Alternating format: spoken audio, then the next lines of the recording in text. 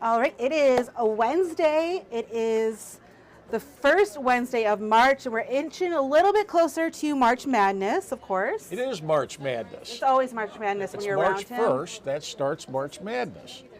It's always March Madness when you're around. I mean, this isn't rocket science. If it's March Madness. It's madness. Well, varying degrees of it. Does it feel a little different, March Madness, after this year's season for Spartans men's basketball? No, because it isn't close to over. No? You got to get to you got to wait till the season's over, and it isn't over. There's two tournaments, one way or the other. They got two tournaments. They got another home game tonight. They got another road game. There's, the Final Four isn't for a month yet, almost 4 weeks. What is it? 4 weeks from this last Monday. That's a lot of basketball left. Tell that to Purdue last year. I'll tell you what's different about March Madness this year. Okay. Spartan hockey. True. Because usually they're done. Mm-hmm. They're not done. They're the furthest from done, you could say. So that's what's different. Well, tonight is senior night. It's the last home game of the season for Spartan men's basketball. How would you describe this season for the seniors that are being honored tonight? Well, I'd tell them there's still a lot to play for. Play for it then. Mm-hmm. I mean, they haven't been ranked all year when they were ranked 4th in the preseason Associated Press poll, so they didn't play out. But, in sports, what's happen's happened. You can't change that. So change what's going. I'd be shocked if they lose tonight. They're a 9.5-point favorite over Northwestern. I just don't see them losing tonight. They're so due to win, and I think Northwestern is so due to lose. And they're rocking and brazzing, and it'll be a love fest. And this is the weakest Big Ten I can remember in years. You said that early on in the season too. Weakest there's two teams. There's no depth. There's just two teams, and Illinois lost at home to Purdue last night, which surprised me. Purdue's clearly had the best team for the entire year. And to me, I'm never impressed with teams that win at home because that's what you do. Right. But Purdue won at Illinois last night. I didn't see that coming, and that's a good win for them. If you win at Illinois, you can tell yourself there's a legitimate chance on a neutral floor you can win in the tournaments. And the pressure will be on Purdue because they're going to be a 1 seed in the tournament, the NCAA tournament. All right. So you kind of touched on it a little bit about what's next for men's basketball. We can't even really look at that because it's not over. We got to wait until the season's over. Well, I got to play at Indiana Sunday. Now that's another deal. That's on the road again, and they're 3-6 on the road. Indiana's no box of chocolates, but they'll be motivated, just like State's motivated tonight. When you get your last home game and these things year after year, your seniors and you're always motivated to go out with a big game. And State traditionally at the end, their motivation is going to be tonight, and then there could be a natural letdown to some degree, even though they're still playing for a lot. To me, Sunday's 50-50. Tonight, State will win. Okay. They're not going to lose tonight. You heard it here first, and then you'll hear it again later. Well, they are a 9.5-point favorite, so that's not like some shell-shock thing that I just said that's just off the rails, like some things are. That isn't. They're a 9.5-point favorite. All right. So you mentioned a little bit. If you want something off the rails, I'll come up with something. I expect that every time we do this. We'll hold on to that for just a second because I already told you some things I'm going to ask you about that you have nothing to say about. But you did mention the ice hockey team. Talk a little bit about their success and actually women's basketball success this year under first-year coach Robin Fralick. I think they play at 2 o'clock Friday, likely against Nebraska. How they did it, I don't know. Nebraska beat them in the Breslin Center. Michigan State's a much better team. So State should beat Nebraska if they play. But then they get Ohio State in the semifinal. I don't see that. Ohio State, to me, is clearly the best team of the Big Ten, even though they lost at Iowa last Sunday. That's on the road. Yes. This one's a neutral site. You're losing at Iowa in Caitlin Clark's backyard with her home team there. Yeah. Look, this is such a home court sport. It is just such a home court sport. But I think, State, when I watched them play and I saw, quite a bit of what they did, once again, there are 8 teams in the women's side of the Big Ten that almost look like high school teams to me at times.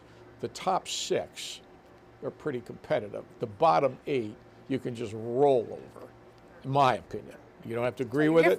I've seen them all. The bottom 8, you're just going through the motions to get their season over. The top 6, and State's in that group. State's not only fourth, but they're close to me to Indiana and Iowa. I claim if they played the Breslin Center, they beat Iowa. I don't think Iowa's that much. The difference with Iowa and State is Iowa's one player. Pretty much, yeah. Iowa's got one player State doesn't have. That's the difference. I think the other guy State's better than, frankly. Yeah. But they'll get in the NCAA tournament. They're going to have to go on a road. You know, they could, you know, they'll play hard. They're well. State's. I mean, she's. You know, I got to give her credit. I mean, she's came in under bizarre circumstances to some degree, and you know, they did not play a very challenging non-conference schedule at all. And I thought their record was misleading in the non-conference because they didn't play anybody. And who they did play, they got beat. But they got better through the season. They had a couple of games that I couldn't believe. I cannot believe they lost by 19 at Minnesota, but they did. And they got blown out at home by Ohio State. I thought they'd lose, but I thought it'd be close. But like she said, you're going to have a clunker game every now and then when you play that many games and the season's that long. But they're not going to be a fun team to play in these tournaments. I don't think they'll battle you. What about the men's ice hockey team? A big well, hockey, past couple days for them. The Big Ten. First of all, I was talking with Adam today. That tournament's so weird. Why do they have to win the Big Ten twice? They've already won it. They're Big Ten champions. Now they have to verify that in the tournament that's 3 weeks for 7 teams. They only get to play 2 games. Now the upside to that is that place, Munn, is going to probably be rocking a week from Saturday because I think if the seeds hold, they'll play Michigan. And in a 1-game knockout, I will be there. In a 1-game knockout, anything can happen. Michigan buried them when they played them in Munn earlier, although State won the next 3. But what if State loses? Does that detract from what they've done? Which I think is too bad. I think postseason tournaments and the Big Ten and college sports are a complete total waste of time, especially for the winning team. Right.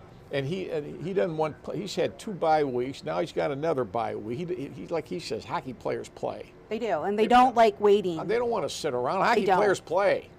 And they're not going to do that. Now, whether that gives them rust or not, then if they do get past the semifinal, then more than likely they would have to play Minnesota here. And I think Minnesota, top to bottom, is the best team in the Big Ten. They didn't win it, but they have NHL prospects everywhere. And I saw them play here twice. It was a split, although I think Minnesota let one get away. Look, for State to win 2, if they have to beat Michigan once and Minnesota once in the tournament, that's a challenge, even though they're home games. But it shouldn't detract from what they've done. And I hope it doesn't, but I think looking back 10 years from now, you won't be able to help but detract from that. Well, the memory's going to be what are they going to do in the NCAA tournament? Because it's always what's the last thing you did. And in the NCAA tournament, I mean, is it your night or is it, you only get, you're knocked out. There's no best 2 out of 3, 4 out of 5 out of 7, 5, you got to, it's one and done for everybody. So the best teams don't always win in these tournaments. But hey, are they better than what they were? I think so. Definitely. I mean, they good for them. Frozen 4 this year is in St. Paul, so. Yeah. It'll be April 13th, so not too far away. Well, I don't like the format of the hockey tournament because they put a week between the semifinals and the finals because they don't want to go up against the NCAA basketball tournament, so they take a week off. So now you're playing hockey well into April when there's no flow. College hockey has not had a great schedule, period, because they're playing the same time football is. Then they're getting really hot the same time of the tournament. Yeah, I mean, it's not fun. Why would my wife be calling me right now? Telling you you're wrong. She's on her way to the airport to pick up our youngest son, but she left a voicemail, so I'll find out what it is in due time. Well, really quick, we did have a story yesterday about MSU tennis getting a very significant donation. What do you think? What do you think about that? I think if you're the, 10 million. I mean, tennis has been an afterthought at Michigan State for 200 years. To get that kind of a gift, directly to tennis and no one else. Not to MSU athletics, to the varsity tennis programs, men and women. So obviously they have a very good young men's coach in this, Harry Jaden, who's only 30 years old. He's got a lot of enthusiasm. Look, some of these sports that are at Michigan State that are not the mainstream sports, to think they're just going to be national powers year after year after year is folly. That's not going to happen. But they can have a better facility, nicer thing, nicer arena, nicer, I mean. Better for the fans to go to and help support the team. It'll be, it'll be, good for them. It's nice of her to do that. She's got money. She's a widow from Peter Secchia. She loves tennis. She loves state. This guy's in there at the right place at the right time. I would guess her name will go on the tennis building. I would guess that. Her name is already on some buildings and hospitals, actually, on the west side of the state. I'm going to try and find our story. If I was the tennis coach with that gift, I would have doled it out very appropriately. I'd have taken $9 million for my own salary and $1 million for facilities. But that's just me. That makes sense. That's just me. All right. It's actually from a longtime Spartan and tennis enthusiast. Her husband, who she lost a few years back, was also a Spartan alum. So, right. And also the U.S. ambassador to Italy. He gave him the softball stadium for $1 million. He was a big football and men's basketball fan and supporter too. So definitely a name that I think a lot of people who are in Michigan State athletics know. But yeah, $10 million is great for that kind of program. I know what it means to be called an athletic supporter. Those guys are athletic supporters in their own way. I've been called an athletic supporter in my own way. You've been called a lot of stuff, Tim. Yeah. All right, well, we just saw Owen come in a little bit ago. Tell me about his story that's coming up today. I don't know. I haven't looked at it yet. He's in the 5:30. What that said, he's got a wrestling story. He's done a great job for us. And I tell you what, you want predictions? This guy's uncanny in predictions. Really? Oh, he's uncanny. All right. I mean, he's I don't know why. But I'm telling you, with those losers we've got in there on predictions, when I need to know who's going to win some game, I ask him. He doesn't miss, and he's got the margin right too. Calling your team in there. You can call him over here and ask him. Who's going to win one? He'll tell you, and he won't miss. All right. Well, Owen will have that feature coming up at 5:30. So in about 2 hours, you can catch that. Tim, go call your wife back. Don't walk away with your microphone on.